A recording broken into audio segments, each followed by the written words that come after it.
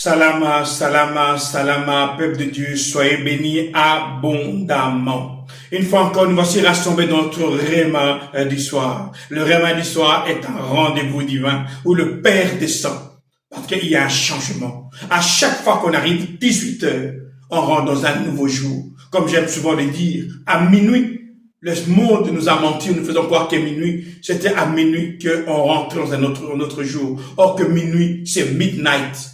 Minuit, c'est la moitié de la nuit. Si minuit, c'est la moitié, donc la première moitié se trouve à 18 heures et la fin de la nuit se trouve à 6 heures du matin.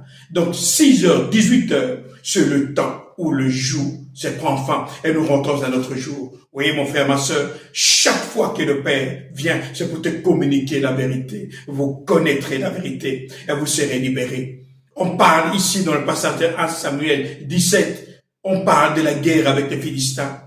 Bien aimé, la guerre ne durera pas toujours. Il y a un jour où Dieu dit stop. Ici, dans 1 Samuel 17, on nous parle que pendant 40 jours, au verset 14, que Goliath descend et tout isolé, Israël est en train de paniquer. Isolé, ça veut simplement dire le peuple choisi. Tout le peuple de Dieu qui a été choisi, isolé, ce qu'on appelle Israël, est en train de paniquer pendant 40 jours. Mais ce que je trouve formidable, au verset 15, on dit, un jour, Jessé dit à David, prends ce sac de grains grillés et ces 10 pains, va vite au camp militaire, tu le donneras à tes frères. Un jour, c'est ça qui est important. Mon frère, ma soeur, un jour, la situation va changer. Un jour, ce que tu vis va terminer. Un jour, ta maladie va disparaître. Mon frère, ma soeur, le Dieu que nous servons, c'est un Dieu de miracles. Le Dieu que nous servons, c'est un Dieu de prodiges. Un jour, ça va terminer. Ce que le Père te demande, reste de ma présence. Mon frère, ma soeur, à chaque fois que tu es présent dans le réma du soir, dans le rendez-vous divin, le Père te donne ce qu'il te dit.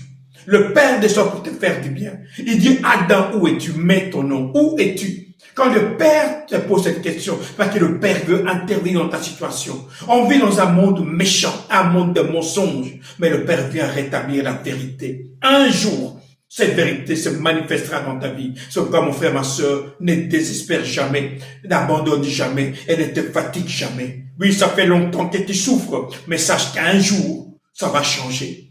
À 18 heures, c'est un autre jour. Mon frère, ma soeur, les ténèbres ne règneront pas toujours. Et c'est ça le message que le Père me demande de te communiquer ce jour. Ne panique pas, ne tremble pas, ne désespère pas, n'abandonne pas. Car en persévérant, tu verras la gloire de Dieu. Naaman a prié pendant 7 fois dans l'eau. Il est tombé 1 fois, 2 fois, plongé plusieurs fois. À la 7e fois, il ne s'est pas découragé. À 6e fois, il voyait toujours la lèpre.